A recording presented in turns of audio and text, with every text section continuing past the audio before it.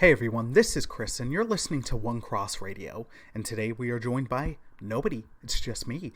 And we are doing an episode that, I kid you not, I have tried and failed to record about 4 times. So this is try number 5, and we're gonna do it, homies. We're gonna get it done, Gus. And today's episode is a deep dive into Godzilla. It is the second of our deep dive episodes, and you know what, truthfully, I think one of the things that just got overwhelming, my anxiety has been crazy high over the past while, and any reason for it to deprive me of joy, it will jump at. And there are 34 Godzilla films.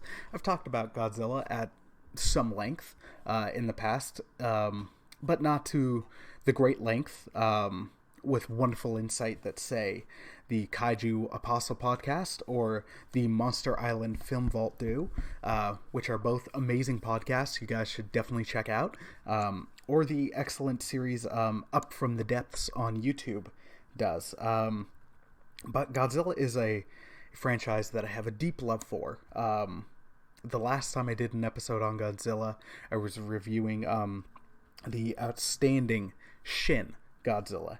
And then after doing the deep dive on Power Rangers, I was like, you know what, this is a lot of fun. So I really, really want to do this. But it can get overwhelming. And so, for one of the few times with this podcast, I got notes, son. I got notes prepped. I'm ready to go. And what we're going to do is a bit different.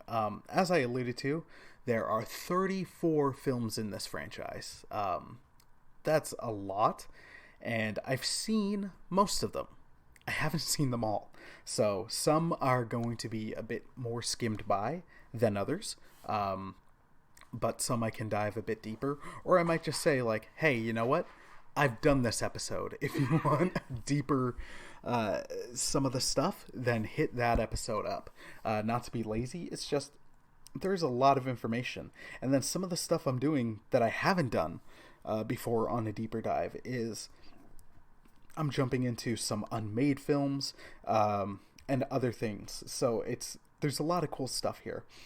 So with that in mind, let's kick it off. We're kicking it off with the Showa era. So as I've talked about before, the Godzilla films, and it seems Japanese monster movies, this is an exclusive to, especially if they've been rebooted, are defined by eras. Now, when that era is up for interpretation. Most of the time it has to do with the reigning Japanese emperor at the time. That being said, some of them are technically part of one era, but they get grouped in with the other era. For example, the Return of Godzilla is technically, you could make the argument, is part of the Showa era, but it is definitely considered and grouped in with the kickoff of the Heisei era. So the Showa era is the biggest one. It lasted the longest. It went from 54 to 75. Let's scroll down. The films in the Showa era were the 1954 original Godzilla, then Godzilla Raids Again in 55. Then we had a 7-year break till we got to King Kong vs. Godzilla, which was the first color appearance of both of those iconic monsters. Then there was another 2-year break, and we got Mothra vs. Godzilla, which was I believe the first time the Godzilla franchise brought in a different monster. Mothra had her own film before this, but now Mothra is part of the Godzilla franchise. Then we got Ghidorah, the three-headed monster, also in 1964, and that one was the first to bring in Rodan, who, much like Mothra, had her own film. Then in 65, we got Invasion of the Astro Monster. In 66, we got Ebirah, Horror of the Deep. In 67, we got quite possibly the worst of the franchise in Son of Godzilla. In 68, we got what is debatably the Avengers of this franchise in Destroy All Monsters. Then in 69, we got a clip show in All Monsters Attack. Then we got a 2-year break. In 71, we got Godzilla vs. Hedorah. In 72, we got Godzilla vs. Gigan. In 73, we got Godzilla vs. Megalon. In 74, we introduced who is one of Godzilla's most notorious foes, Mechagodzilla. And in 75, we got the end of the Showa series in Terror of Mechagodzilla. Whew, that was a lot of films to go through. And the thing is, I can't break them all down by plot. I really can't. As much as I enjoy a number of the films from the Showa era, it is truthfully not my favorite era. The dubs from the Showa era, which are truthfully the ones that most people in North America are familiar with, are they can be pretty bad. It's interesting. I've been talking to Bex, our friend from Redeemed Otaku, recently, and even and Christian,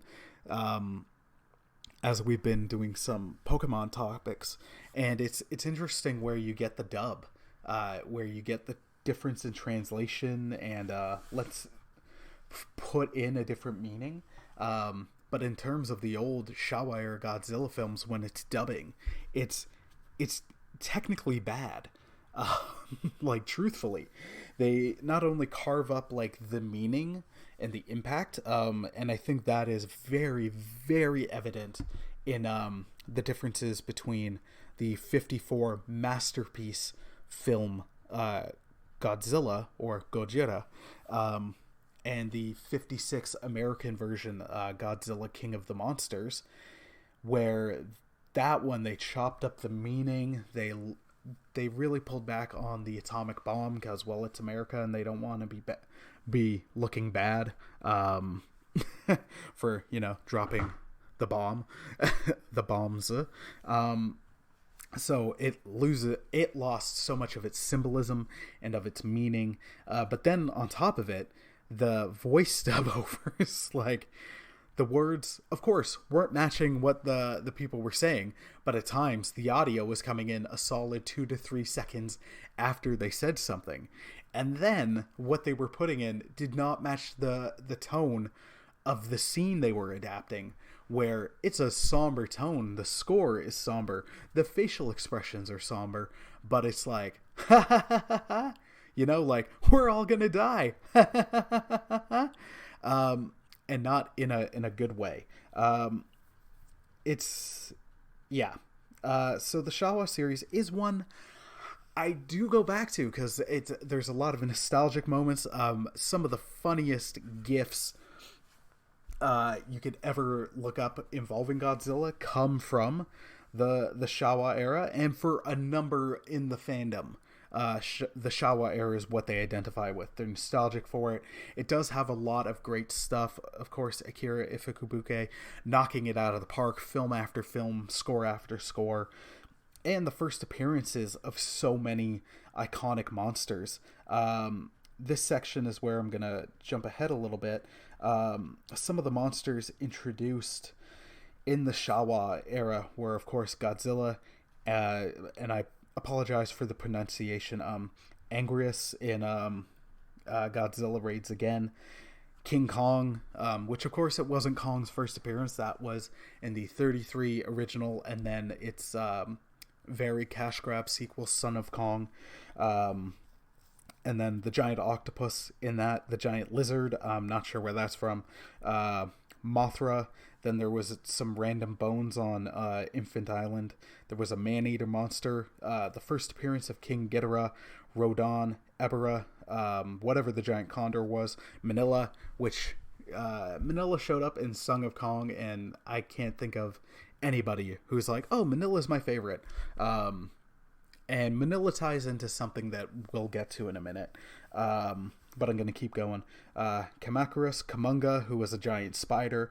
Baragon, Gorosaurus, who was first introduced in King Kong Escapes, which was a spin-off of from Godzilla, Godzilla versus Kong, or King Kong versus Godzilla. My apologies. Varan, Hedera, Gabara, Gigan, who's awesome. Jet Jaguar, who is a thing. Megalon, Mechagodzilla, King Caesar, who is a thing, and Titanosaurus. So many iconic monsters were introduced in this franchise, and in this era of the franchise, it's entirely understandable why it's as beloved as it is. And the tone, because of how long the Showa era went, it makes so much sense why it's beloved as it is. The original is, it's an amazing film. Like, if you want, you could call it like a film with a capital F. It's a meditation and retrospection on what happened and the horrors of the bombing of Nagasaki and Hiroshima, to the point that it was considered insensitive by a portion of Japan when it came out in 1954. And that's I enjoy the American version of it for all its flaws, but it cuts out so much of the heart of it, where there's that aspect where, yes, it's through the lens of a giant monster attacking Tokyo, but it's revisiting this traumatizing thing, and coming to grips with some of it. And it's not done in a way that throws America under the bus, because a number of characters are like, we deserve this, like, we brought this on. And then you get points where characters are like, I thought I could live through this with Nagasaki and Hiroshima. Like comments like that on the train. And then just so much stuff, the destruction of Tokyo afterwards. There's images there where you're just like, oh my gosh. You can see documented footage after the actual bombs where it's like, it's almost like they lifted from it. It was tremendous. Then there's the cash grab, sequel, which it's still fine, but that's where it starts shifting. King Kong versus Godzilla had it did have a theme, and it was against consumerism and all that, and it has a historical place. It's a fun movie. Now, there's aspects of it that you could not do if you were to ever do a straight up remake. Some of the islanders would be considered culturally insensitive. And also at one point they're giving cigarettes to children, which you would not get in this day and age, for good reason. And the fight in it is still quite good. It's a really good film. Yeah, but it's let's see, sorry, I've got my list. Let me scroll back down to it. I'm reading my the notes. So then you get Mothra versus Godzilla, and that's still really, really good. And in those first bunch of movies, Godzilla is a force of nature, almost a villain. And it's enjoyable. So the end of the 54 original, Godzilla is killed by Dr. Serizawa's oxygen destroyer, which also kills him, because he's like, this is even worse than the atomic bomb. Like, this is one of the most horrible weapons ever. Like, this will get abused. Nobody should know its secret. Sorry, give me a second.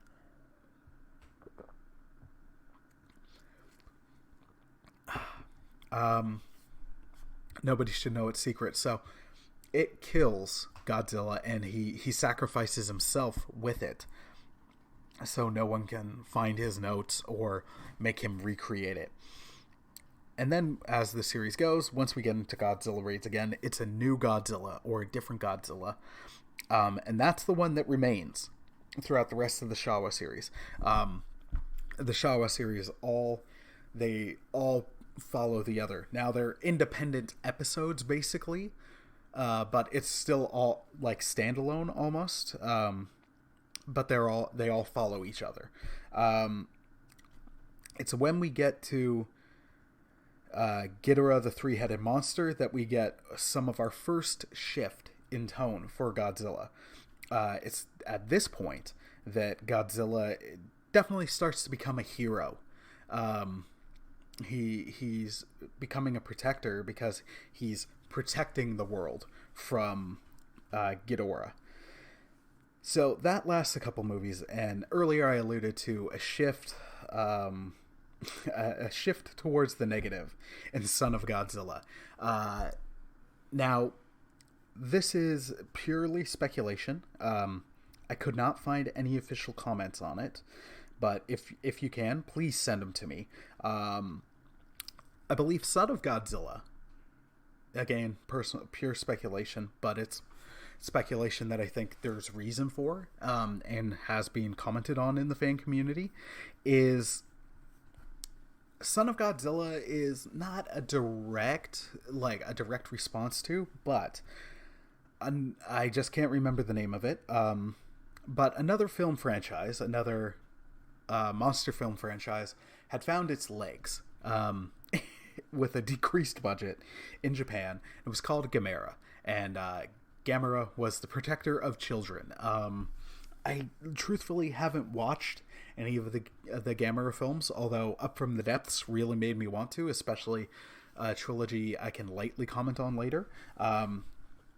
Gamera was a huge hit with younger audiences. He was much more family friendly, and the plots involved children more. So I don't think Gamera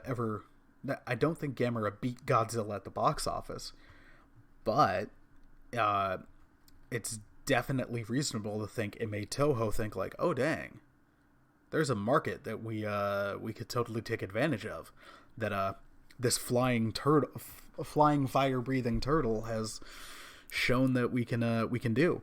So it was around Son of Godzilla that we really shifted into Godzilla becoming an uber hero, in the sense of he looked so much less threatening.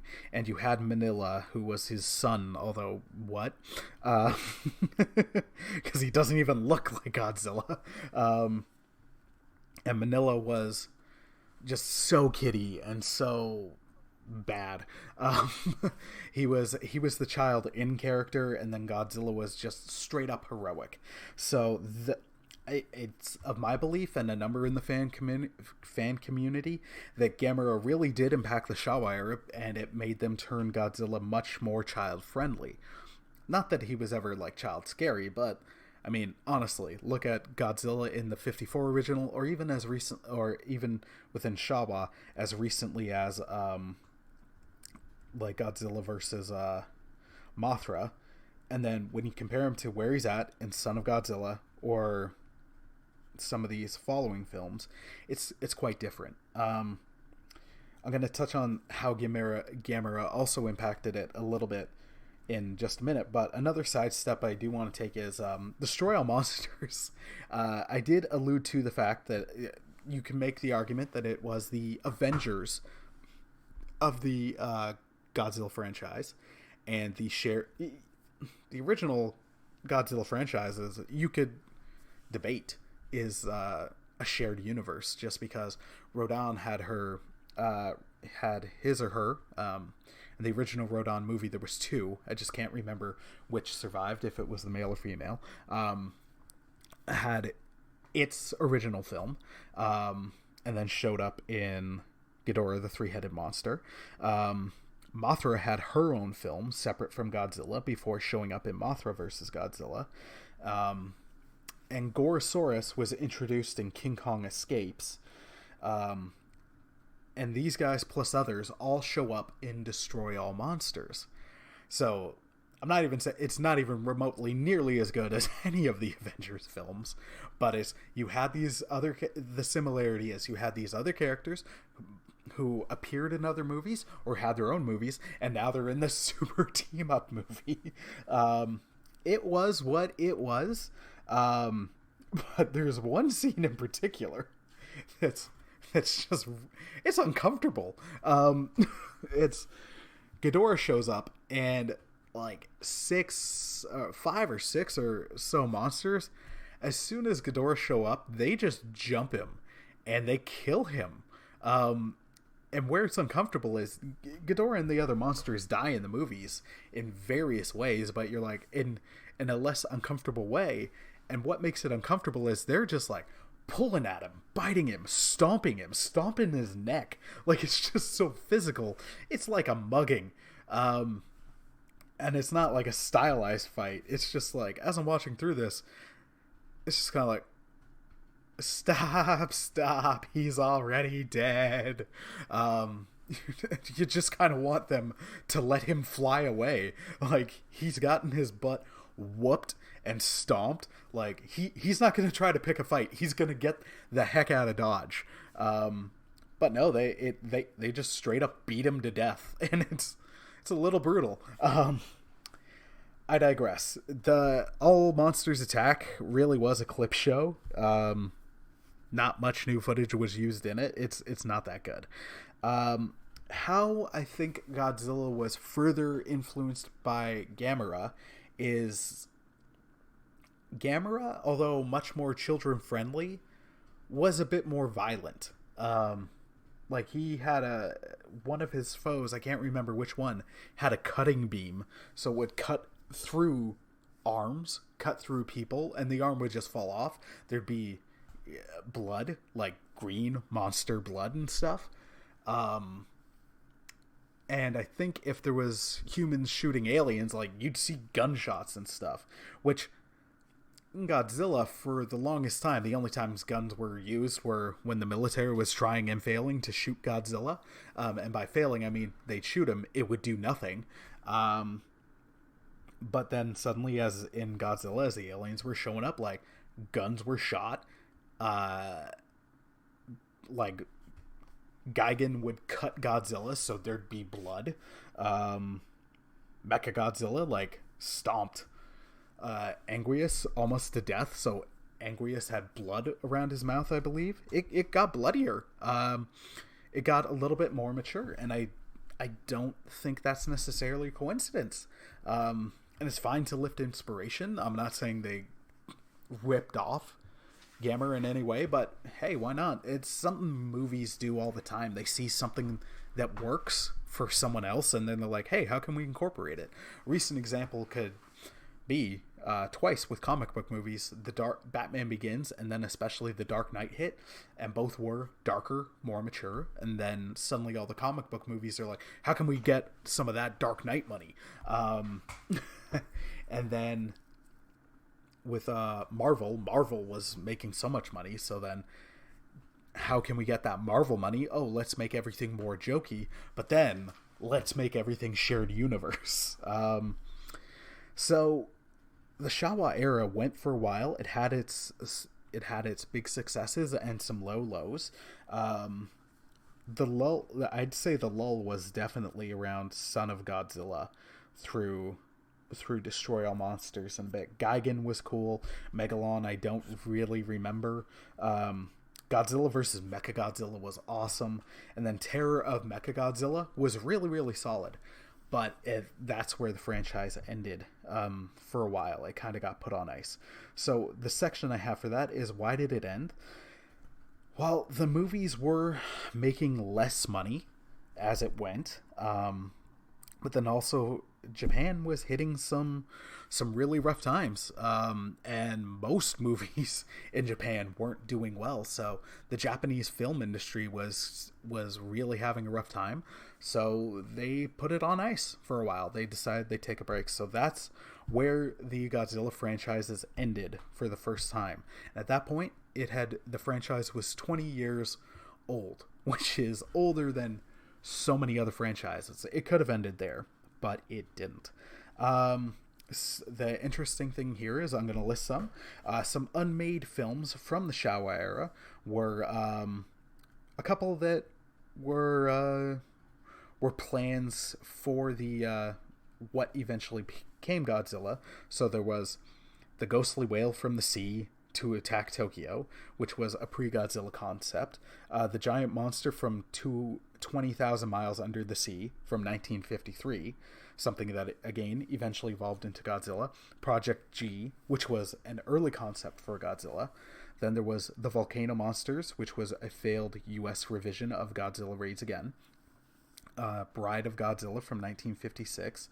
Continuation, King Kong vs. Godzilla, which was going to be a direct sequel to King Kong vs. Godzilla, which, point of fact, Toho has absolutely universally stated that King Kong won.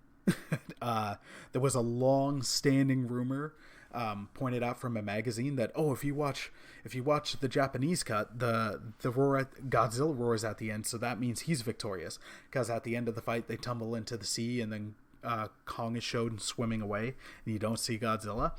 And in the American release, like, Kong roars. So they were like, oh, no, if you watch the different cut, Godzilla won. Toho was like, that never happened. Kong won. Kong was a huge influence on Godzilla, and even at that point, Kong was the bigger draw in Japan than Godzilla was, even though Godzilla was gaining traction. Just wanted to point that out there. Then there was Then there was Frankenstein versus Godzilla, which eventually in 1964, which eventually became Frankenstein versus Baragon. Then there was going to be Operation Robinson Crusoe, King Kong versus Ebirah, which then became that's from 66. That became Ebirah versus Ebirah Horror of the Deep. There was going to be a crossover of Batman versus Godzilla, which I haven't read it yet, but our great friends over at Monster Island Film Vault are working on a fan comic of Batman meets Godzilla. So I'll definitely try to attach that link in the show notes. Then we got in 67, there was going to be two Godzillas, Japan SOS. Then All Monsters Directive in 1968, which became Destroy All Monsters. In 72, there was Godzilla versus the Mutant Starfish, which became Godzilla versus, or was also known as Godzilla versus Hitoda. In 72, there was also going to be Godzilla vs. Hedorah 2. Then Godzilla, Red Moon, Erebus, Extraterrestrial Monsters, aka Godzilla vs. Red Moon in 74. Then Godzilla vs. the Space Monsters, Earth Defense Directive. This was in 72. In 72, there was also going to be The Return of King Ghidorah, aka Ghidorah's Great Counterattack, which became Godzilla vs. Gigan. In 72 and 73, there was going to be a Jet Jaguar and Megalon spinoff. There was also in 73 going to be Godzilla versus the Megalon Brothers, the Undersea Kingdom's Annihilation Strategy. I love Japanese film titles. They are something else. They are awesome. Okay, then Giant Monsters Converge on Okinawa, Showdown at Zempisaski, also known as Mechanical Monster Garragon. Godzilla versus version of Godzilla versus Mechagodzilla from 74. Then the earliest version of Godzilla versus Mechagodzilla in 76. There was going to be SOS Japan, Godzilla Suicide Strategy, Gods of Godzilla, aka Super Godzilla. That was in the late 70s. In the late 70s as well, there was potentially going to be Godzilla, God's Angry Messenger. They were going to do Nessie in 1978. In 78, there was a potential US-Japan collaboration, Godzilla. In 78, King of the Monsters, Rebirth of Godzilla. In 78 and 79, they were working on the separate from Godzilla, a Heisei film, a Space Godzilla. In 79, they were looking at a Godzilla versus Asuka Fortress. In 1980, the earliest idea of the kickoff of the Heisei era in Resurrection of Godzilla. And finally, in 1983, they were kicking around an American production, Godzilla King of the Monsters 3D, which makes sense. The 80s had a real 3D craze, especially for third movies. Yeah, Jaws 3D, Friday the 13th 3D. I'm sure there are others, third 3D movies. You know what? I think that's a good place to take a quick break. We'll be right back. Can you hear me now, Jimmy? Excellente! I've been waiting a long time for this. What was that? Yes, Jimmy, I'll mention you. As you always remind me, I'm contractually obligated to do so. We good? Alrighty then. Let's get this promo started. Hello, Kaiju lovers! I'm Nathan Marchand, a professional writer and raging nerd. You might remember me from the Kaiju Vision radio podcast. Well, during my sabbatical to the Monsterland Resort to catch some rays and drink a few blue Hawaiians, I was hired as the curator of the Monster Island Film Vault. So I figured I might as well use the opportunity to make a podcast while I'm at it. I'll critically and academically analyze films from the Kaiju and Tokusatsu genres, in keeping with my philosophy of film appreciation, and have fun along the way. Each episode will feature members of my rotating roster of guest hosts, chosen from Monster Island's tourists, including John LeMay, Daniel DeManna, Ben Avery, and Nick Hayden. We'll walk through Kaiju film history, starting with the granddaddy of all Kaiju himself, King Kong! Yes, we'll be chronologically examining the eighth wonder of the world's filmography, culminating with his epic rematch against the King of the Monsters in 2020's Godzilla vs. Kong! Episodes will drop the second and fourth Wednesdays of every month. The first episode each month will be a full-length film discussion with the tourists, where I share these amazing films with both newcomers to the genre and veteran fans. The second will be a mini-sode on a variety of topics, starting with audio essays on classic Toho Tokusatsu films. So join me and my intrepid producer, Jimmy from NASA, who miraculously survived the infamous war in space, as we embark on a new giant monster film journey starting September 2019. Check out our website, monsterislandfilmvault.com, and subscribe to us on Apple Podcasts, Stitcher, and other fine podcatchers. The Monster Island Film Vault, a podcast seeking entertainment and enlightenment through Tokusatsu. How was that, Jimmy? What do you mean, it stinks? Okay, and we're back. So now we are into the second era, the Heisei era, which, truthfully, is probably the era I most associate with Godzilla. Even though most of the movies I had seen in my childhood were from the Showa era, because they'd get the marathons on space. You did get Return of Godzilla. I remember that airing on TBS and on a Saturday morning, and Dad and my brother and I watching it. But then the Space Channel in Canada, which for the longest time was Channel 50 in Toronto, on Saturday nights they would marathon old Showa era Godzilla movies, and you get some of the Heisei period. The reason I associate it most is when I was first, as a late teen or young adult, first able to get some of the Japanese Godzilla movies. The most common ones I could find were the dual packs of the I think from the Crichton collection of the Heisei era Godzilla movies. But also, when I was able to start collecting Godzilla toys in my childhood, it was the 90s, and most of the Heisei era films take place in the 90s. Let's see, sorry, I'm going to scroll down. The Heisei era lasted from, we'll say, from 84 till 98.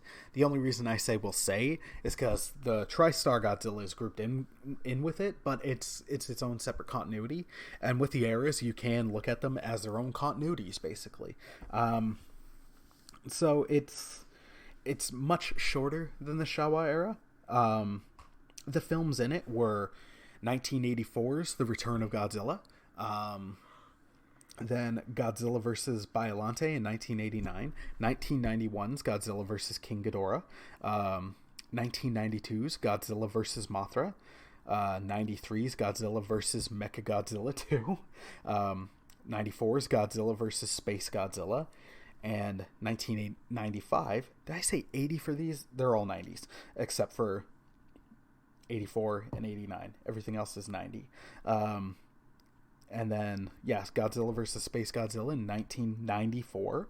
And then Godzilla vs. Destroya, which ended the Heisei era, in 1985. And yeah, all the toys that were coming out, I think it was Bandai who was making them. They were all inspired by the designs of the monsters from that era. And I really do enjoy the Heisei era. It's the last one where it was pure suitmation. Pure suitmation, because in the Millennium series it was 90%, or not 90%, it was mostly suitmation, but then we got a little bit more CG in there. And it's interesting to watch them now where you're like, okay, some of the effects really haven't aged well, but you can respect it for its time. The scores from that era are fantastic. The continuity is enjoyable. So just to briefly touch on the continuity. So I mentioned before the Showa era, they were all one long running franchise, and there was 2 Godzillas in that, and then it stopped. The Heisei era is similar, but it doesn't pick up from Terror of Mechagodzilla. Return of Godzilla is a direct sequel to Godzilla. So it's down to 30 years later, it's another Godzilla. Japan had been loosely prepping for it, but they weren't sure, but bam, got a new Godzilla's back, and he's bigger and badder than ever. I know that's a terrible pitch, but it really is a good movie. It's a great Godzilla film. Not in its top 2, maybe not even in its top 3, but it's still really good. And then it took a bit of a break. We were back, but I don't know if they were planning on like, oh hey, we're going to reignite the franchise. But then it took a bit of a break, a 5-year break, as they were developing the next movie. So we got Godzilla vs. Biollante, which I really dig. Godzilla vs. Biollante.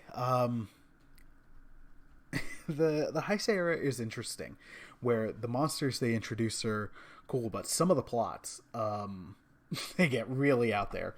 Biollante is an odd monster, shall we say, because it is plants infused with Godzilla's cells, and the soul of lead scientist character's dead daughter. So, yeah. But it was a really cool looking monster, and some of the fight got, I want to say graphic, but it definitely it definitely had like Biollante using tendrils that shot through Godzilla's hands, so there was blood and acid and crap. It was really, really cool. And then we got to Godzilla vs. King Ghidorah, which was really cool. Almost deserves its own entry. It is difficult to follow because there's a time traveling plot. It's up for debate whether or not there are 2 or 3 Godzillas in this franchise because of the time traveling shenanigans in Godzilla vs. King Ghidorah. And then we get Mecha King Ghidorah at the end of it, which was really, really cool. It's good. Then we get Godzilla vs. Mothra, which I really, really enjoy. there's a bit of an Indiana Jones influence on it, which is pretty cool. And we, of course, get introduced to Batra, who is just so gangster. Batra is a dark version of Mothra, but just looks so awesome. Even in his larval form, he is able to go toe-to-toe with Godzilla, which just shows how menacing and angry he is. He is a protector of the Earth like Mothra, but he's 100% against humans. He's like, look, they've destroyed everything. These guys suck. Why would I fight for them? So he really disagrees with Mothra and is out to get Mothra, but also is like, screw you, Godzilla. And throughout this franchise, Godzilla is not really a hero. He's just a beast. I think that's the best way to describe it.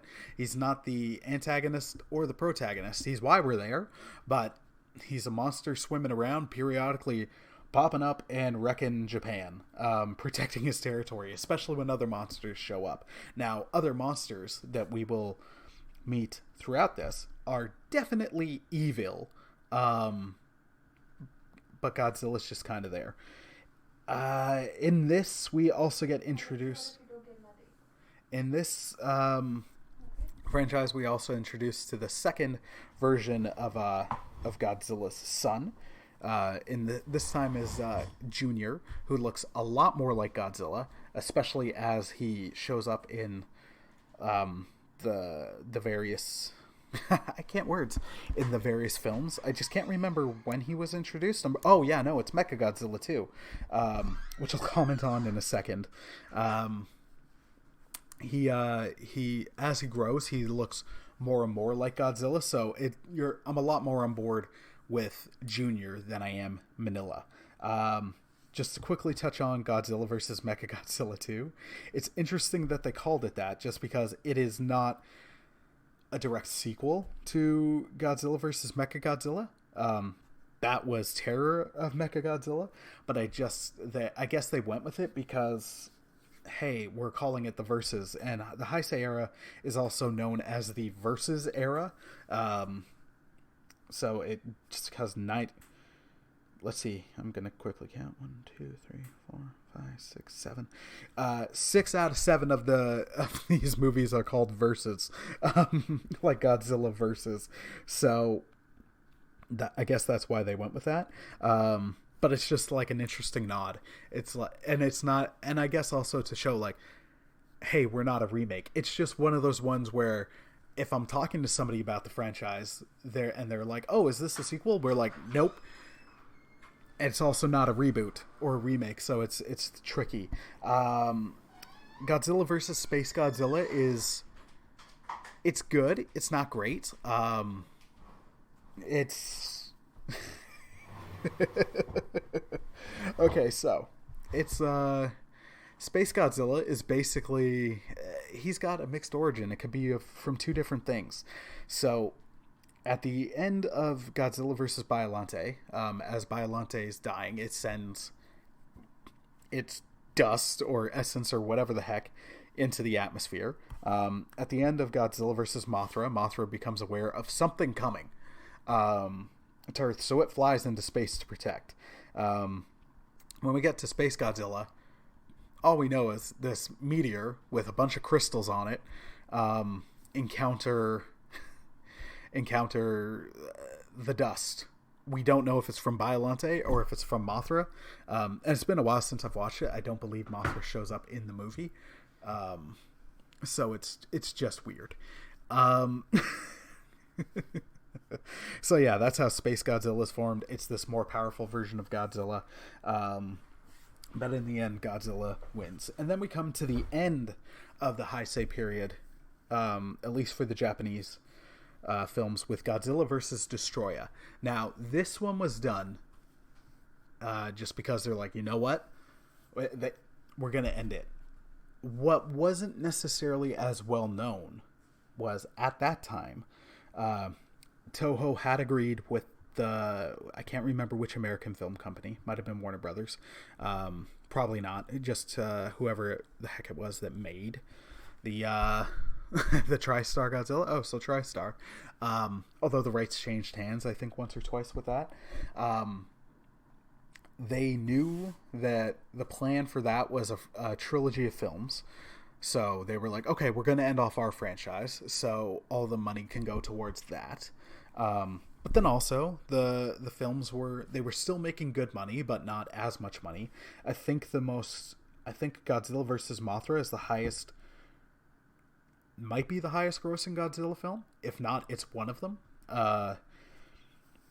So they were like, we're going all out. They didn't even hide the speculation in the trailers, in the announcements. They were like, Godzilla is dying, to the point that at the end of the movie, Godzilla literally melts down. His nuclear reactor body just can't handle it anymore. He's burning, he's in pain, and then he actually melts down. But the franchise, that era of the franchise ends with Junior Godzilla, who Destroya killed because Destroya's a jerk. Like oh man, actually, yeah, I'm gonna briefly there's a scene in Godzilla versus Destroya where Destroya was ragdolling Junior, then picked him up and dropped him on a building, and then he was dying. And then Godzilla briefly beat Destroya, and then he found Junior as Junior was dying, and he's trying to give him some of the energy that he has to revive him, but it doesn't work, and then Junior dies in front of him, and it's brutal. Not in terms of graphicness, just you're like, oh my gosh, it hits you. It has an emotional impact. And Akira Ifukabuke's score to it is just majestic, and the whole movie, his score is outstanding. And sorry, Destroya was a monster created that combined with some crustaceans at the bottom of the sea and the oxygen destroyer from the first movie. So it was this idea of finality. The oxygen destroyer had never been revisited. So it was also to hammer home the thing that killed Godzilla is back. And Destroya was just an awesome monster. Godzilla vs. Destroya is a great film, and it was a great way to end the franchise. The Heisei era, I really dig.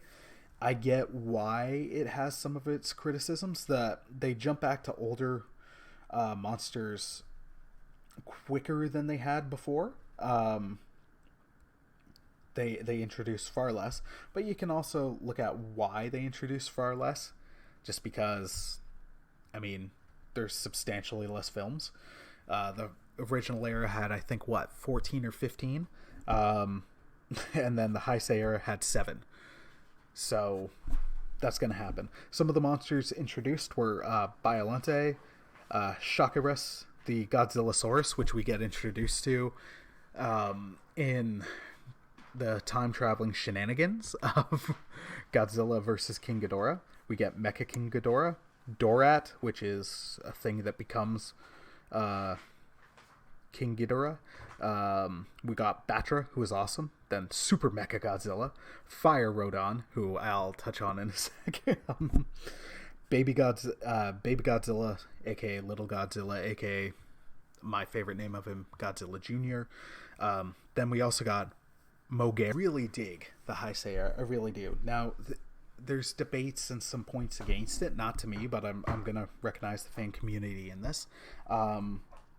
So some of the issues people have with this era is, in terms of the fights, they're a bit limited. Because it's a beam-a-thon. It's just if you're playing a game, you're just spamming your special, where most of the time the monsters fight at a distance. They're just shooting their beams at each other. They don't get up in close and physical. And in the Showa era, they did use beam attacks and all that, but much less. Godzilla would throw punches. At one point, he defies physics and gravity and slides along his tail for a solid mile or whatever it is to drop kick somebody. It's crazy silly. But the physicality piece, with the exception of few fights, were gone from the Heisei era. Now to me that makes more sense. I mean, animals, when they physically fight, most of the time they actively avoid getting into fights. It's a lot of show to keep distance, and then most of the time when they fight, it gets pretty brutal if they're getting physical. So why wouldn't giant monsters be fighting at a distance? An unrelated note, but it's perfect because it's a quote based on a film from this movie, and I think it just sums up the Godzilla franchise in general, or not sums it up, but it can be relatable. So there's a great there's language stuff, so that's why I'd say, like, hey, if you're a Christian and that stuff bothers you, maybe avoid it. But there's the YouTube series Death Battle, or I might be missing a final part, but if you YouTube this video, then you'll find it. There was a Death Battle video about Godzilla versus Gamera, and you get the red spiral ray variant of the atomic breath in this, and that's like Godzilla's super finisher. And it's awesome. I love the red spiral breath. And he got it after Rodan sacrificed himself to save Junior. Anyways, so the quote was like, after absorbing a giant pterodactyl soul, okay. Which I love because it sums up some of the more ridiculous aspects of Godzilla and the monster movies. And literally, when you're on and you're in and you've been watching these movies, you're just like, okay, this is part and parcel. This is regular. I'm used to it. I'm not going to stop and question it. But I loved that quote because of the okay. Because when talking about some of this stuff with new fans or noobs to the franchise, and I'm not using that disparagingly, there's a lot where you're just like, what? Like, what? So I love that quote, and I had to share it. I really dig the Heisei era. I really do. Like I said, I think that's where probably from nostalgia and my childhood attachment to some of the toys, I still try to hunt down the Heisei era toys. I also really dig a lot of the designs. The thing I did mention earlier, I haven't watched them yet, but I will, is there were two other monsters that got trilogies during this. Now, to varying quality, Mothra got a Rebirth trilogy, which I've heard good and mixed things about, but I fully intend to check it out. I've seen Rebirth, but I haven't watched it in quite some time, so I do want to rewatch it. But Gamera had a trilogy come out during this time, and the Gamera trilogy from the Heisei era is considered some of the best monster movies ever. Critically, the Gamera trilogy beat every single Godzilla film from this time, which says something. It took influence from the tone and everything from the Godzilla Heisei films, but it took the ball and ran with it even further.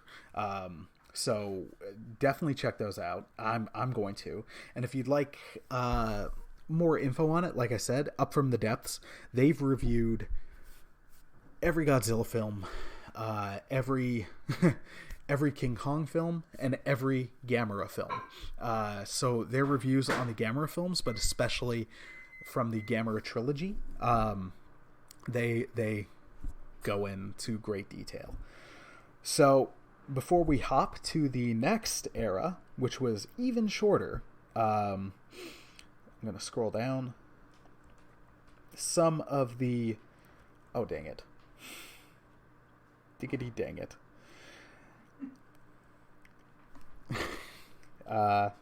Sorry, I'm just brain farting here.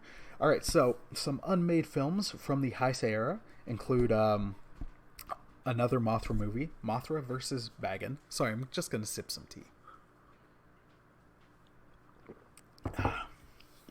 There was going to be, in 1990, Mothra versus Bagan. Then there was full-on plans for a new Godzilla versus King Kong, but by that point, the rights were back in the U.S., and Toho didn't have the rights. And they were like, heck no, you're going to have to pay us so much money. And then Toho was like, no, we're not going to pay that. So then that would have led to Godzilla versus Mechanicong. And Mechanicong was introduced in, I believe, Hanna-Barbera King Kong cartoon. Hanna-Barbera also did a Godzilla cartoon. They did not cross over. But Mechanicong showed up in the Showa era King Kong Escapes. But then the US was still like, nope, that looks too much like a character we owe the rights to. So that got scrapped. That would have led to... so then they had the idea of the return of King Ghidorah, which they scrapped in 1992. They had also in 1992 the idea of Godzilla versus Gigamoth, but then they just decided to do Godzilla versus Mothra. There was the idea, which I wish they did because I'd love to see it, because mecha everything. In 1993 there was the idea of Godzilla versus Mecha Mothra, which seriously I would love to see. But I think if we had Mecha Mothra, we wouldn't have gotten Batra, who is again super gangster. Then there was the idea in '93 of Godzilla versus Berserk. No idea what Berserk is, but then they decided to do versus Mecha Godzilla 2. Then there was... It became Space Godzilla, but there was the idea of Godzilla versus Astro Godzilla. 95, they had the idea of Godzilla versus Ghost Godzilla. And the idea behind that would have been Godzilla fighting a ghost of the original Godzilla from 54, like the angry spirit returned. But they decided against it because they had done 2 or... How many in a row? I think 2 or 3. It would have been the 3rd film in a row with Godzilla fighting another version of Godzilla. So they decided against it and then went with Destroy instead, which was the better call. Let's see. There was, in 95, there was another idea about Godzilla versus Baroi. I haven't read anything about that one, but they of course decided instead to go with Godzilla versus Destroya. And then we're off to the Millennium series. So we're going to take another quick break, but we'll be right back.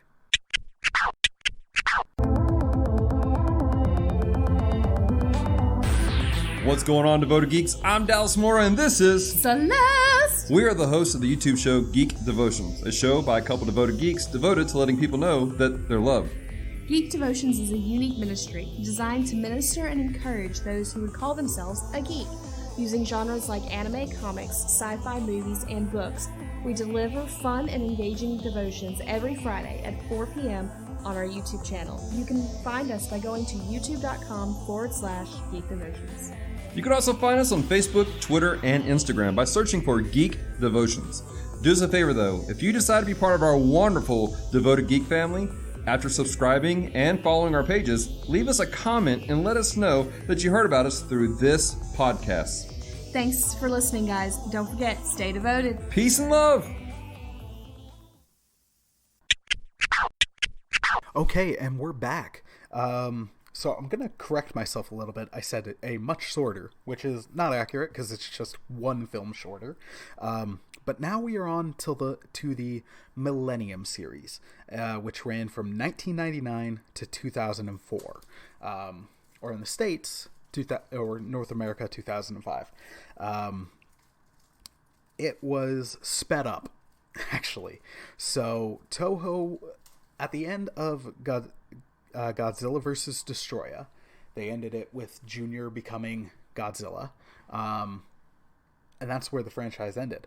The plan was for the American films to have a trilogy. They'd give it over to them, and Toho would make nothing for I can't remember how long, but they were trusting the Americans. And we all know how well that panned out. And I'll get to the TriStar and MonsterVerse in a bit. But it didn't work. So then they were like, you know what? we're taking it back, and we're going to start our new series. So the Millennium series is interesting. The special effects work is really good. I'd say fight-wise, it's a good hybridization of the Showa and the Heisei eras. But it's different. The other thing that really makes the Millennium series really different from the Showa and the Heisei is that the Millennium series, with the exception of Godzilla against Mechagodzilla and Tokyo SOS, all the films are independent. They are all direct sequels to the 54 original. It's an anthology series. The continuity is not the same from one to the next, with the exception of against Mechagodzilla and Tokyo SOS. So it kicked off in 1999 with Godzilla 2000. Then I even remember seeing ads and trailers for that in theaters. I really wanted to go. I just didn't get the chance. And it's enjoyable. It's enjoyable. It's not perfect, but it's still good. Excuse me. Sorry. Then we got in 2000 Godzilla versus Megaguirus. I'm butchering that.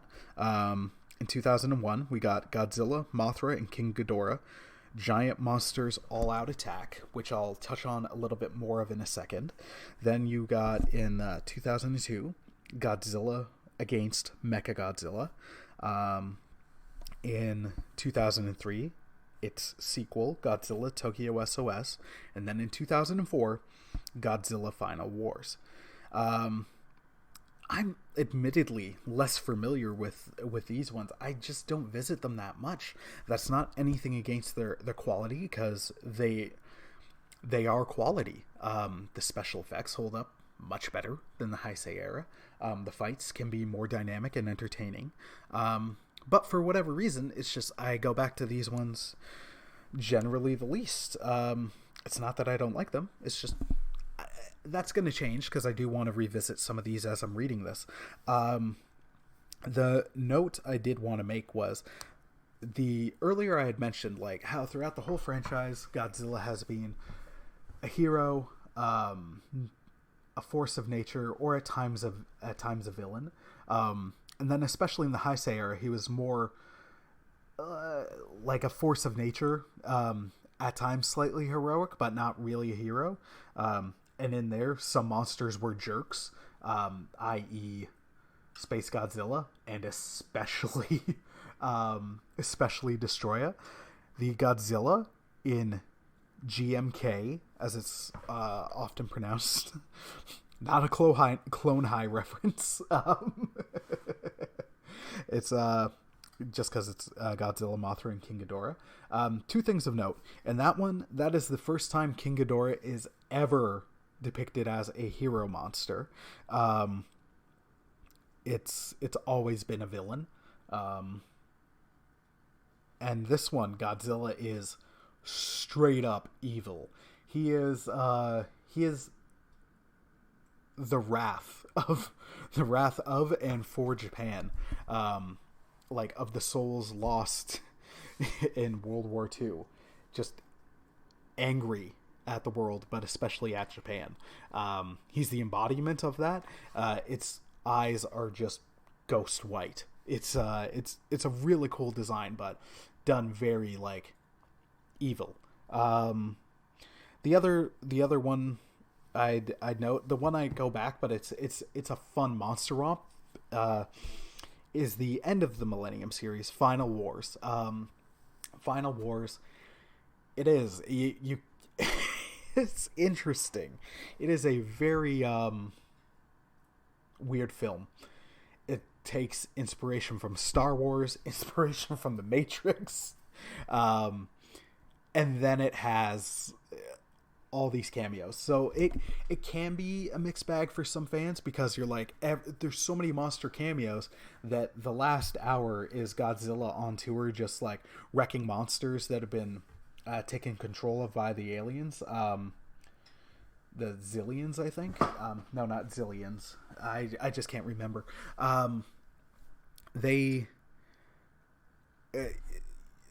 They're wiped out pretty quickly. But the whole thing is, this was done as a celebration of the franchise lasting 50 years.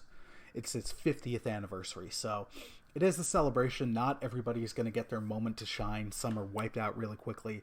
Others are done, get a little bit longer. And then some are upset that not every monster got included. And some of them you couldn't. I mean, as much as it would have been cool to see Mechagodzilla, it wouldn't have made sense to work in Mechagodzilla or Destroya. Some of these, you're like, you can only put in so much. And then also, like, Destroya is one of Godzilla's, like, big villains. Like, big villains. So you don't want to water down their impact as well, which other people made the argument against some of these, but blah, blah, blah. Oh, it's lame and blah, blah, blah. Oh, I miss you, Steve. Yeah, so Final Wars has some really cool fights. It's the last appearance of the Red Spiral Ray. It is what it is. It also has two notable things. One, a random Sum 41 song in both the Japanese and the North American version. It also has the first appearance of Zilla in any other movie. Toho bought the rights to the TriStar Godzilla. They named it Zilla, and at this time, for the sole purpose of having it get killed off by Godzilla in roughly 10 seconds. And it's kind of interesting just because Zilla has gone on to get a fan base within the Godzilla fan community, and it's because once you separate him from being called Godzilla, I think you can enjoy him as it has its own monster. But we'll get to the TriStar one momentarily. Why did it end? It ended because they were deciding, like, you know what? We've been doing Godzilla for 50 years. There's been periods of breaks of 10 years, 7 years, whatever. But they were like, we're going to take another 10-year break. Because they weren't going to rush back to this series. If the American films had worked, that would have taken however long it took. And then they would have jumped into making their other movies.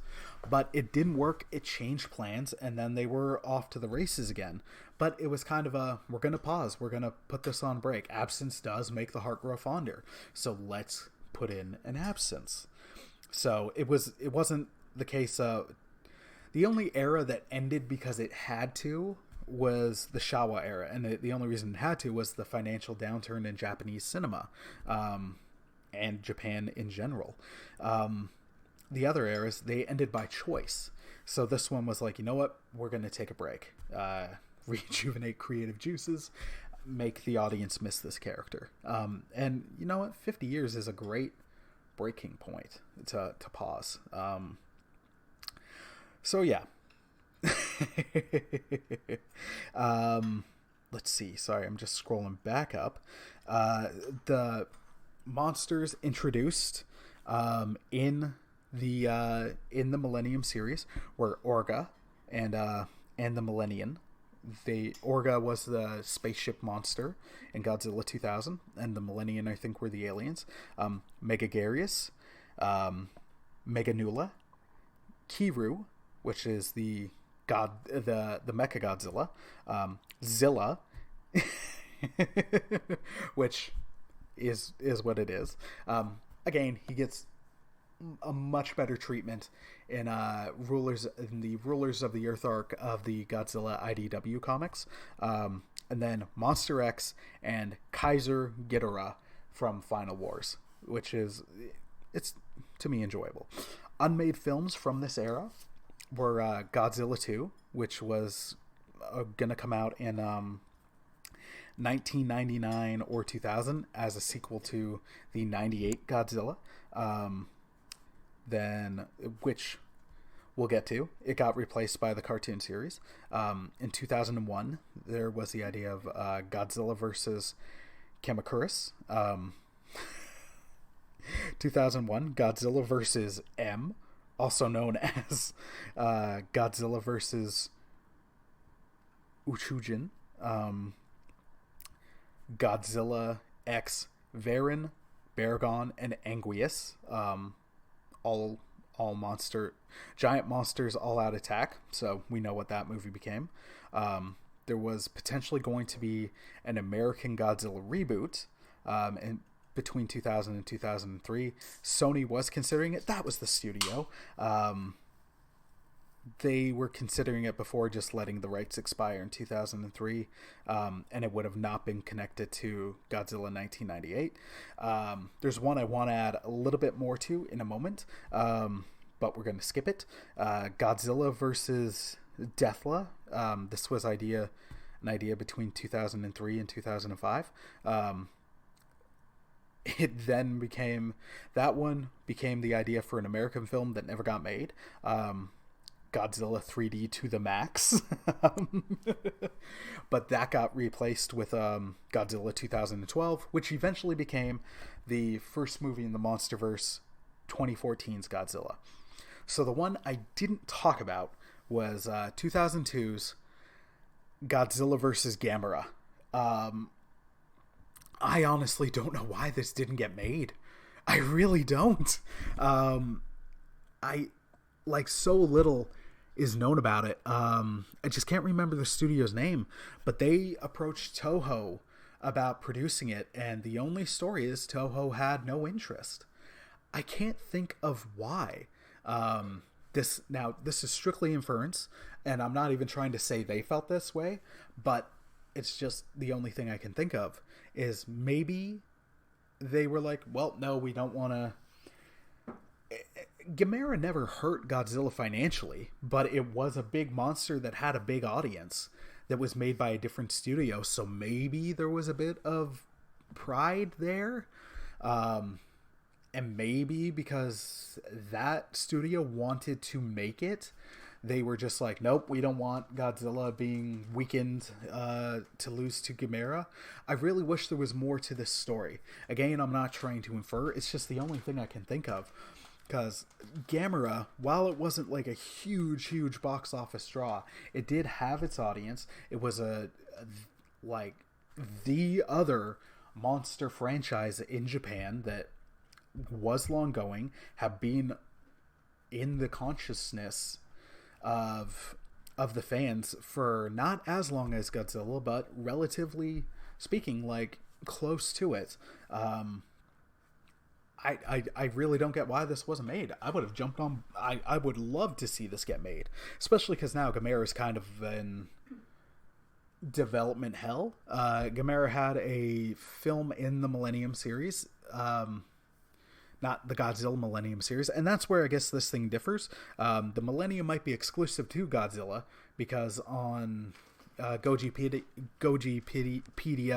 and other such sites, Gamera the Brave from the early 2000s is grouped in with the Heisei series, so maybe Millennium is exclusive to Godzilla. But Gamera the Brave was much more like the original Gamera films, where he's back to being the protector of children and is all light and stuff. But there hasn't been a Gamera film since. But to me, I don't get why this didn't happen. This would have.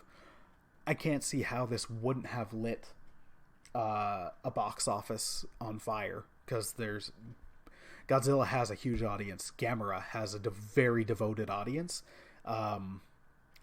I'd really be curious. So if anybody has a link or more knowledge on the story, please share it with me, because it's just curiosity. I'd love to know what happened, and I'd love to see that eventually. Okay, so before we jump into the the American side of things. We're in the final era, but I have the least to say about it because it's still ongoing. It's called the Reiwa era. And it's still ongoing. At one point, there was speculation in the fan community that this would be the shortest, and the next era is going to be the longest. Or not the longest, but a separate one. But it is it's going to be continuing. So the Reiwa era kicked off in 2016 with what is potentially the best Godzilla film. I'm leaving room in that for the debate. Because it's outstanding, Shin Godzilla, and then we had the anime trilogy, which I'm not that big of a fan of. I'm just not. It didn't do it for me, which was really disappointing, because I think if monster films, like, there's so many good animated movies, and it leaves room for so much different kind of storytelling, that what we got in the end, I was just like, oh man. I don't know if it was my expectations or what the final project was. Probably a mix of both. But it never clicked for me. But if you want a much more in-depth analysis, especially from people who know the anime medium much better than I do, please, I've referenced them before. On the whole, Redeemed Otaku is a podcast you should definitely check out. But if you want more information on the anime trilogy, they've done a great 3 episodes on those. So yeah, that's the Reiwa era as we know it. Just 4 films deep. However, it's not over because it's still going. Toho announced last year after Godzilla King of Monsters, or King of the Monsters. I really can't remember. But I love it. And apparently I'm in the minority on that. I don't get it. That they are moving forward with the idea of a shared universe, which to me works. It works for this franchise in particular. It lends itself to it because that's what was going on with the Showa era. Give me a second. I'm just trying to look up the name because I want to get it right. Okay, so the idea is the shared universe is going to be called World of Godzilla. So here, I'm going to just read this direct quote from, sorry if I'm butchering the name, Kiji Ota. So it says, after 2021, we're thinking of a potential strategy that releases Godzilla movies uninterrupted at a rate of every 2 years, although there's a preference for a yearly pace as well. The future of the series and its forwarding developments are very conscious of the method of shared universe. Godzilla, Mothra, King Ghidorah, etc. could all share a single worldview, much like a Marvel movie where Iron Man and the Hulk can cross over with each other. It is said that each movie can be a possible film production where any one of them being the monsters, could lead a film of their own as the titular character. Actually, wow, no, this is going to be its own era. Okay, so the Reiwa era it's up in the air whether the Reiwa era is done or not, or if the world of Godzilla will be its own era. I really like this idea. I think it has potential. The output of every year, especially if it's Godzilla, that would concern me. But this is a franchise that really lends itself to it. The world is a big place. You don't have to have the monsters all be in Japan, or Asia, or even that side of the globe. And then, yeah, you could have them unite and take down Ghidorah, or Destroya, or something. It works. It makes sense. And to me, this isn't that big of a stretch because, like I said, it happened before. Now, most of the time before, there were other movies, and then they added the monsters. But this one, you could just have them and have them all be connected. And the thing is with giant monster movies, unless you're doing friggin' Thanos kind of thing, you don't have to have the story be huge. You can have it be connected. We're seeing that with the MonsterVerse, which I really, really dig. So that's where the side is going, and that excites me a lot. The Reiwa era, I only visit one out of them, just because legit, I don't really dig the anime series. If they were to do, I'm not saying that if they didn't do other anime ones, like, I'll check them out. It's just the anime trilogy as it is, not my bag. Sorry, I lost my place. But the future definitely interests me. Okay, so now let's talk about the American side of things. So there was the TriStar Godzilla. There was the original treatment from the script, I think it was in 92, maybe 94, that I read, and that would have been a much, much better film. But for whatever reason, it didn't get made. I'll try to find... There's this great website. I just can't remember the name of it, so I'll try to attach a link if I can find it. Which went into so much stuff from this era of Godzilla to do with the TriStar Godzilla, but also what it was going to be before, why that didn't get made, and the development hell that Godzilla faced, and how it became the Ronald Emmerich Dean Devlin borderline disaster movie from 1998. And then it touches on the abandoned sequels, which were frankly going to be better, because you can read a treatment for Godzilla 2 and you're like, okay, it's not perfect, but dang, that's better. And then also it touches on the, frankly, really good Godzilla the Animated Series, which I'll touch on a little bit more. I really wish, especially now, because you can see DC doing it with Warner Brothers and their whole DC animated movie universe. I really wish other companies would latch onto that, and you can do unproduced movies, you can do comics, but there's been rumors with the DCAU and I don't see why they wouldn't, like, statements from people involved being like, let's touch on this. Like, there was brief talk of doing an animated Superman Lives, the abandoned Nicolas Cage, Kevin Smith treatment / Tim Burton Superman movie from 96, which there's a great documentary you can find called The Death of Superman Lives, or something along those lines. That was really, really good. But I would love an animated movie based on the Godzilla from 1994. He fought this monster called a griffin. You can find the script online quite easily, and it's much, much more enjoyable and more digestible for American audiences without all the stuff from the Japanese franchise. With that, makes it a lot more palatable to new audiences, I guess you could say. But it wouldn't have been perfect, but it would have been much better. The 98 one, I think, is so frustrating for people because, all right, one, the movie in and of itself is not that good of a movie. Like, let's take away the fanboy criticisms that I'm about to get into. It starts off interesting. It really does. But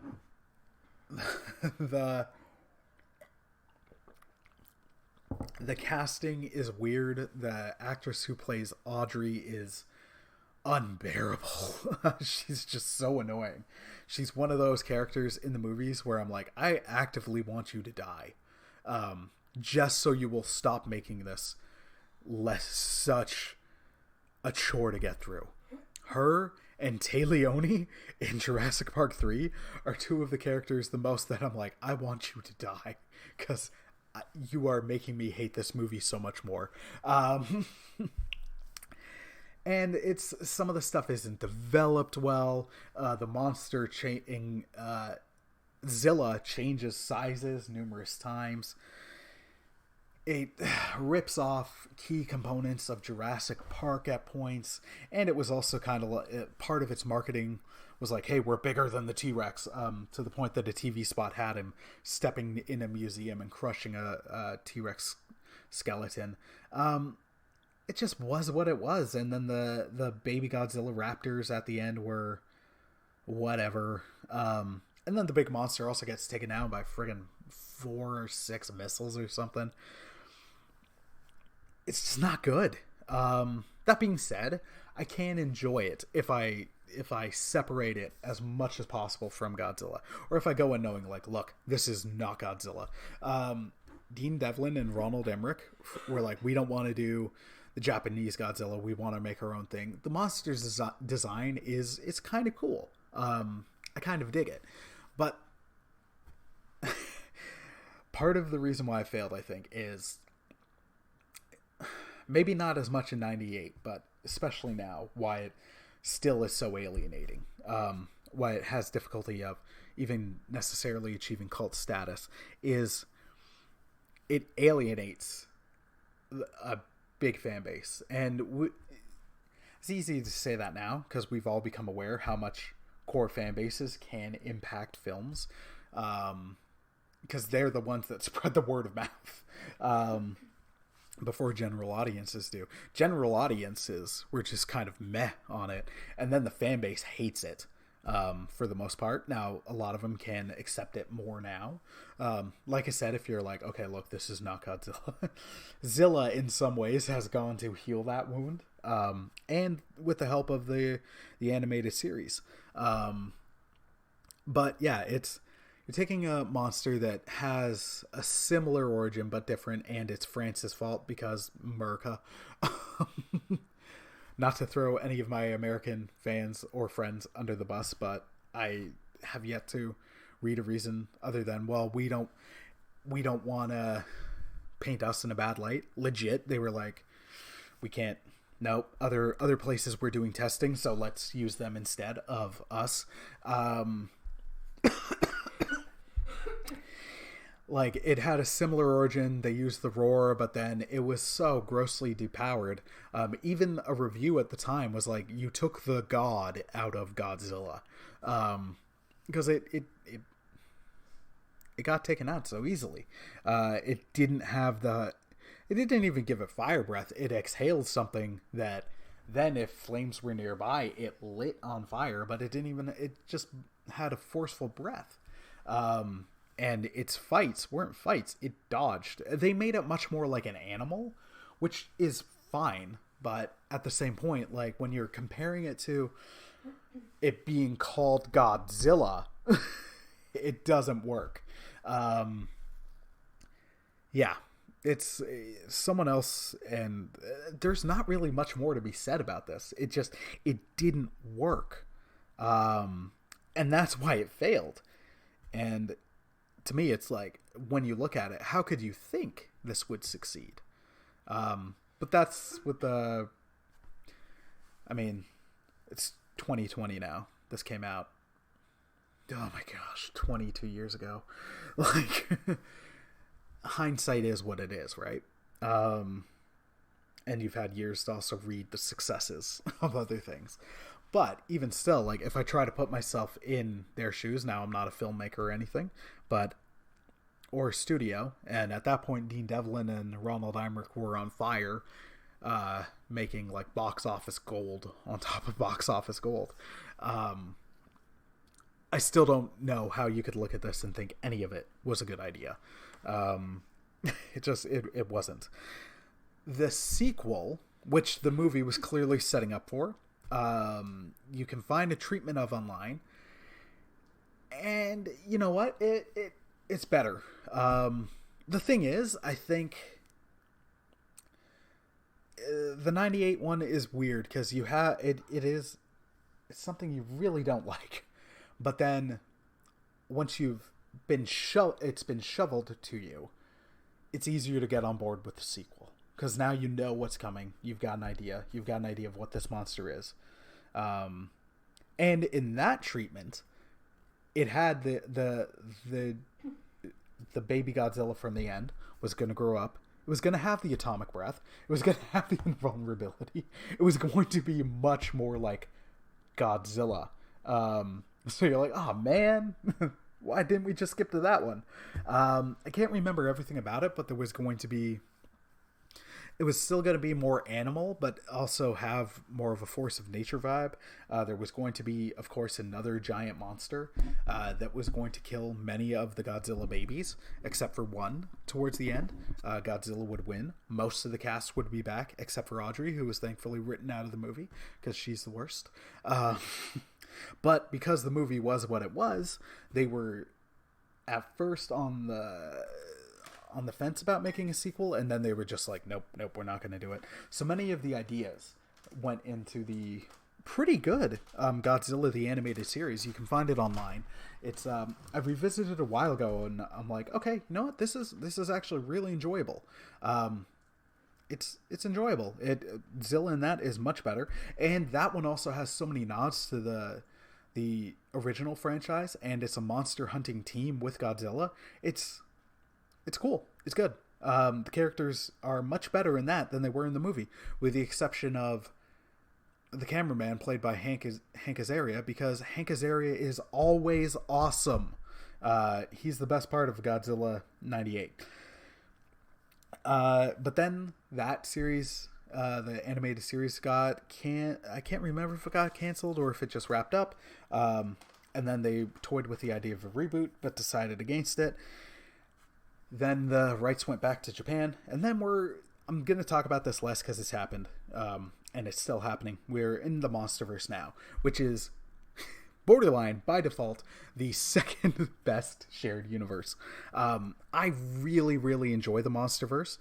I don't want it to end. To me, the 3 movies we've gotten have been great.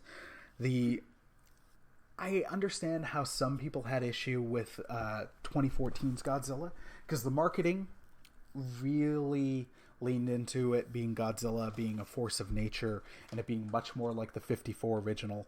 But then the film we got, Godzilla, was much more closer to the hero that we got in the 60s and 70s Showa era.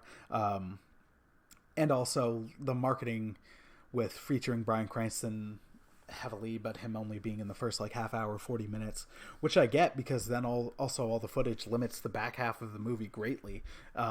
Muto in that was an excellent surprise, because 90% of the shots of the trailer were all of Godzilla. They deliberately put trailer shots that weren't in the film to cover up some of that, so I appreciated it.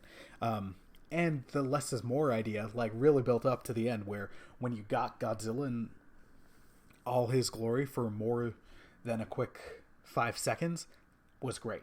And the charge up of the atomic breath I've mentioned before, I was full on fangirling. First time I saw it in theaters, I was just like, loving it and so excited. Sorry, give me one more sec. But then also getting Skull Island, which is the first truly original King Kong film since 1933. I say that just because the direct sequels, but then also the direct sequel, Song of Kong, also featured so many homages. The remake in the 70s was in no way, shape, or form a shot-for-shot remake, but it had, again, so much of the stuff. King Kong's Jackson's epic, which I do want to revisit, and I can't recommend enough. Monster Island Film Vault's amazing episode on it. They dive into it so well. It's great. Definitely check out that episode. They made me want to revisit the movie. Not because I've written it off, but it's long. And I like a good long movie, but for me, I think you could chop some stuff off of it. But that's a different conversation for a different time. And it was an amazing remake. It really was. Because Jackson, his love for that character and that original film seeps through every frame of that movie. But it still is a remake. That's not to take anything away from it. But you still get Kong fighting 3 V-Rexes. Still get the wishboning. And you still get Kong holding the girl. Yeah, Kong on the top of the building. It's stuff we've seen. we've seen since 33. Again, I'm not trying to bag on it, but something that I loved from Skull Island was it was like finally new stuff. You got a few small homages, but it wasn't trying to be Kong 33. It wasn't trying to reference Kong 33 or lovingly, passionately remaking Kong 33. It was its own film. And I'm so excited for Kong, Godzilla vs. Kong next year. We got King of the Monsters, or King of Monsters, and I don't know why that film failed. I really don't. To me, it's great. I love it. I really do. Some of the stuff you can say some of the character stuff is dumb, and there's a problem in film overall right now where we're leaning into humanity as a virus that the world is going to get rid of, but it's because that's something prevalent in our times period. So I think that works against it, but I loved it. I've been waiting to see Mothra, Rodan, and especially King Ghidorah show up on the big screen with an American or North American budget. I love this movie. The visuals in it are stunning. Some of the stuff is okay, I can see silly, but at the same point, I know what I'm in for. This is pure and simple a giant, wonderful monster romp. And I love it. It's one I'll go back to. It's great. So I'm really excited for Godzilla versus Kong. I'll make the argument I don't see many errors in King of the Monsters or King of Monsters. I really can't remember what that's called. But others do. So I hope that Godzilla versus Kong answers some of those errors. I hope the franchise continues, because you can totally end the MonsterVerse on Godzilla vs. Kong, but I don't want it to. I really don't. As long as these don't, there's been so many worse Godzilla and monster movies that it's like, look, as long as they're still good or enjoyable, and we don't get back to Son of Godzilla or friggin' 1998, I'm happy if you keep remaking them. Or keep making them. Not every Godzilla movie or every monster movie is going to be Godzilla 1954 or Shin Godzilla, or as the audience really points out, like GMK. Not every movie is going to, or Return of Godzilla. Not every movie is going to be that level quality. It's not. But as long as it's not the bottom barrel stuff, I think we're good. And if it's making money, please keep giving it to me, because I enjoy it. I enjoy the different viewpoints. So yeah, that is the deep dive. We did it, Gus. We got through it. And I hope you got through it with me. Again, I'd really like to shout out and recommend to check out the Monster Island Film Vault podcast, the Kaiju Apostles podcast. Check out their website as well. And if you're a believer, please keep them in prayer. One of their hosts has gone through a really, really rough time. I'll link to their website and one of their latest episodes. He shares a lot of what's going on, so please keep them in your prayers. As well as check out on YouTube Up From the Depths. The channel is, I'd say, clean, because the guy, I don't recall the guy swearing. He's not going like, this is effing dumb or anything. He's addressing it from a really good viewpoint. So check them out. And I gotta say, one of the things I love about the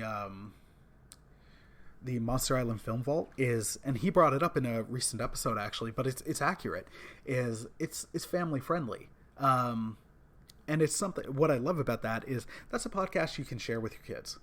If your kids are into this stuff, what's really cool and I love about podcasts and where we're at in terms of entertainment in numerous ways, this is stuff you can watch with your kids, and you can, if it's not the current era or an early era, you can find pockets that are ways you can enjoy this with your children. But I love the podcast medium. I love the communication and how you can break stuff down, and I love the idea. Like, I would be delighted if I ever heard a father or a mother or someone say like, oh, hey, you're into this, I'm into this, my kid's into this, so we listen to your podcast together. That would make my day, honestly. So seeing that someone else can do that, I'm like, I really appreciate that. Yeah, so check them out. They are awesome. Check out Redeemed Otaku. You guys, this has been an effort since 3 days after I released the deep dive into Power Rangers. And I kid you not, like it's not that big a deal. It's really not. But this is something I have sat down to record 4 times, including yesterday, where, be it 10 minutes in, 15 minutes in, whatever. In the case of yesterday, it was 20 minutes in, and I had a full-on anxiety attack. And I know it's not about this, but it brought it on. Or it not brought it on, but that's what it was focused on. So I'm even not emotional, but just really happy that I did it. I got through it. And this is one that's been requested for a while, so I don't know when I'm going to post this, but it's going to be sooner than later. But all that being said, dear listener, thank you so much for listening. I hope and pray you are safe. Hopefully by the time this gets posted, things are less scary. I hope you're staying indoors, and practicing social distancing, but also connect with your loved ones. It's so weird, how many positives that I've been able to take out of this Corona thing, and COVID-19, where I appreciate seeing friends and communicating with people so much more than I did before. And as much as my anxiety and depression have been kicking my butt lately, I've been really appreciating connection much more than I had before. So I'm really thankful to the Lord for that right now. I'm praying you all are safe. I really hope you enjoyed this episode. Please check out the amazing podcasts I recommended. Have a wonderful day. Take care, and God bless, my friends. Peace.